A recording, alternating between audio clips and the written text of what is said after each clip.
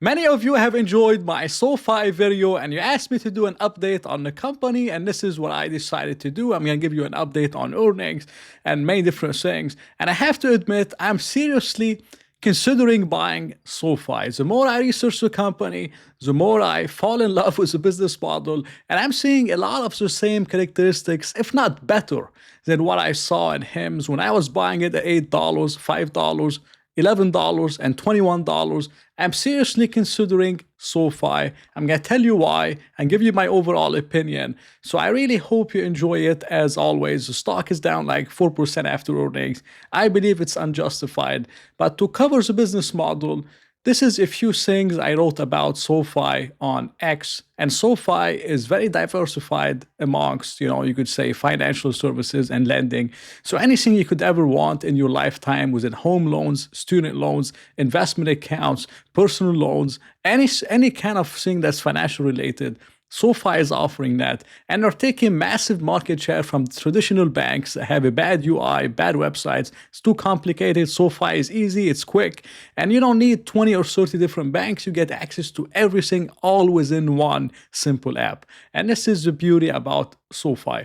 And I wrote that Sofi is $100 billion plus company in the making. Here's why. The first reason why is only 3% of the 262 million US adult population uses Sofi for their financial needs. So they have around 10 million members. The adult population is 262 million. This is only 3%. So the TAM here and the growth potential is still massive for Sofi. They can get 50, 60 million people at least within the ecosystem. The second one is 40% of new members opened a second product in the first 30 days of establishing their relationship with Sofi.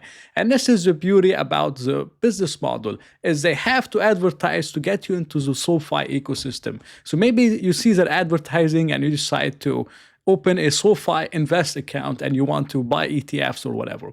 Then maybe you're interested in a home loan. So Sofi can cross-sell you a home loan, can cross-sell you student loans, can cross-sell you personal loans. They can cross-sell you all those products without spending a single extra dime on advertising. They only have to advertise to you once to get you into the ecosystem. And after that, the profits start kicking in. Most of Sofi's expenses are in research and development and marketing. But once they get you into the ecosystem, they could cross-sell you products for a lifetime. And this is why I'm loving the business model so much. And that's why I believe it's a little bit better than HIMS, because with HIMS, you could also cross-sell you different prescriptions. But once you're cured, you're not going to be, taking prescriptions forever. But with Sofi, you're going to have a bank account forever. You're going to have a, lending stuff forever. You're going to have personal loans forever if you want to take them or whatever it is. So your financial needs are going to be forever met with Sofi. And this is just the beauty about the business model. And even the CEO himself said, looking ahead, our opportunity to scale remains massive. And it feels like it's day one of our journey. Again, it does feel like day one, with only 3% of the adult population using Sofi for their financial needs. But looking at members, it's over 10.1 million members, 53% CAGR, 34% year on year. Massive growth in members. They have thousands and thousands of products to cross-sell to those members.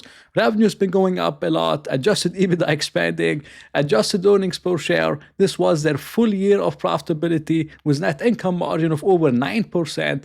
And it's gonna even get better and better and better over time. The company right now is focused on growth. They're focused on establishing a brand, a lot of advertising and growing.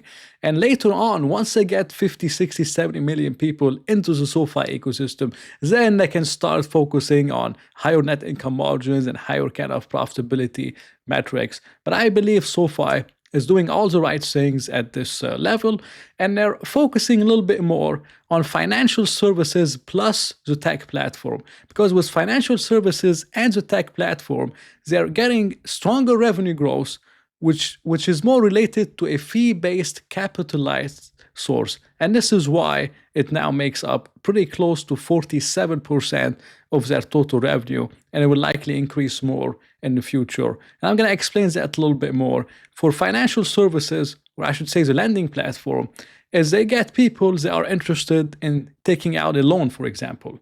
Now, SoFi right now has two choices. The first choice is to keep the loan on their balance sheets and collect their interest income or whatever it is. They could do that if it meets their criteria of being a safe loan. But if it's a little bit of a riskier loan or they don't like the risk profile of the borrower, they could still bank on it. And it's much more efficient. What they could do is they refer them to a third party bank or third party provider, and SoFi keeps the rights of servicing the loan, but they have no risk. They don't have the loan on the balance sheet. They don't have any risk of potentially the borrower not repaying. They get the origination fee and they get a fee for managing, the loan in general. And it's just a beautiful, beautiful business model, and it's leading to higher margin stuff, fee-based revenue with much less of a risk profile because they're not actually holding those loans.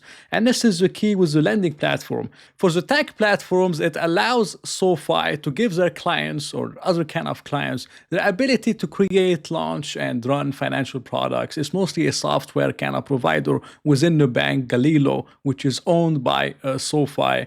And it's also growing. A lot of people say this is like the Amazon Web Services of finance and financial instruments in general. And it's been growing 15%, not the fastest growing one, but it's very, very profitable, very high margin, fee-based revenue with very little risk.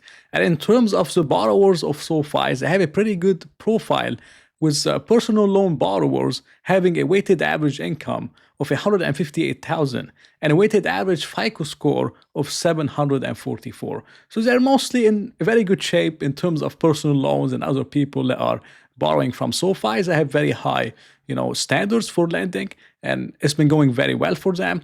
Now, looking at their fiscal year 2025 guidance, and this was the reason why the stock went down, is because they reported 25 to 27 cents potential from the low to high end, and the market was expecting, I believe, at least 28 cents per share or above in diluted EPS.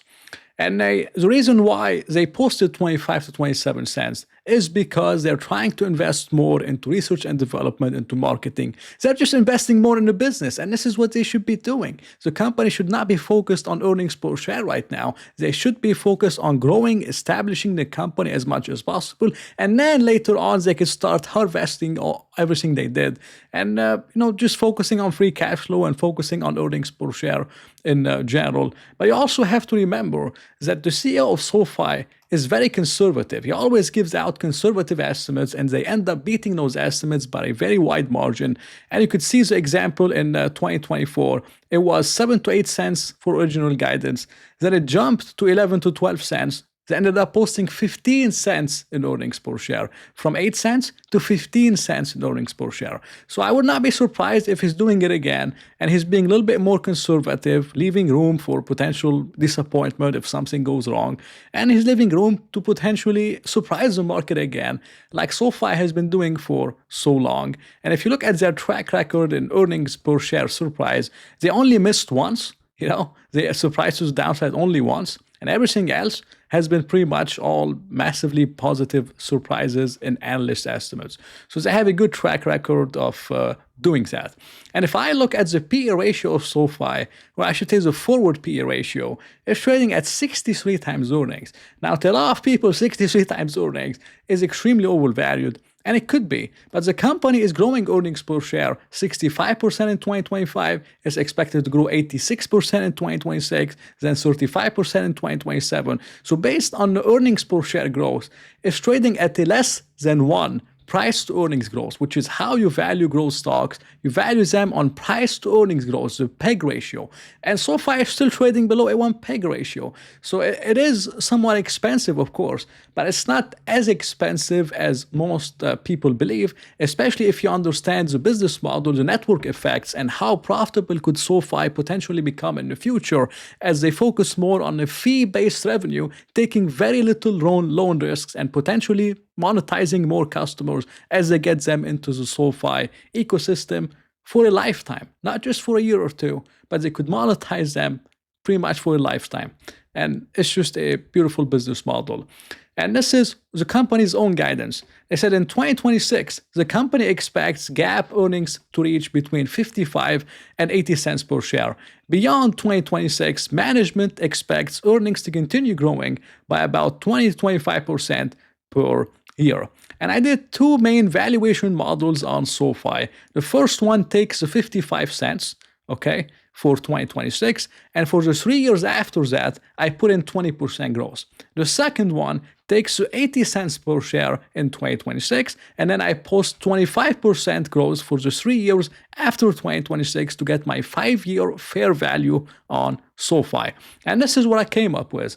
On the low end, if we use 55 cents and 20 cents growth, we get 95 cents of earnings per share by 2029. We time it by 30 PE. Now, 30 PE, I believe, is fair. The company right now is trading at 63 times earnings. So this is pricing in more than a 50%, reduction in earnings per share. I should say in the PE ratio is pricing in a 50% the reduction. I'm just killing the stock, So I believe this is pretty fair, and it would still be around the 1 peg ratio if it's growing 20 to 25% earnings per share, a little bit above 1 peg ratio.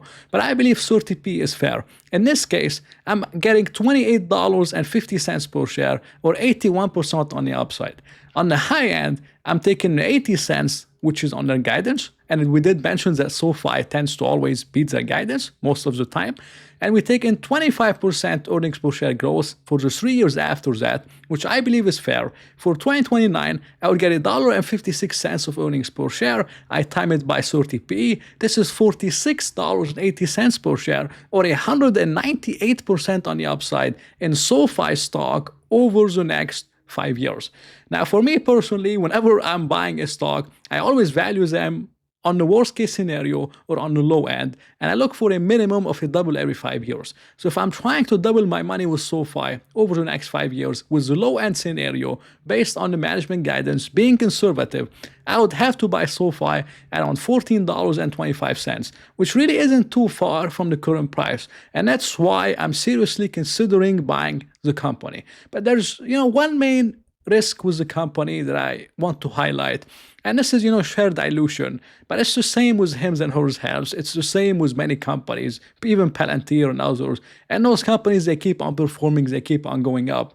And this is because they're still in the early stage of the business cycle. So at this cycle, SoFi should be diluting stock a little bit. They should be doing stock-based compensation like they've been doing.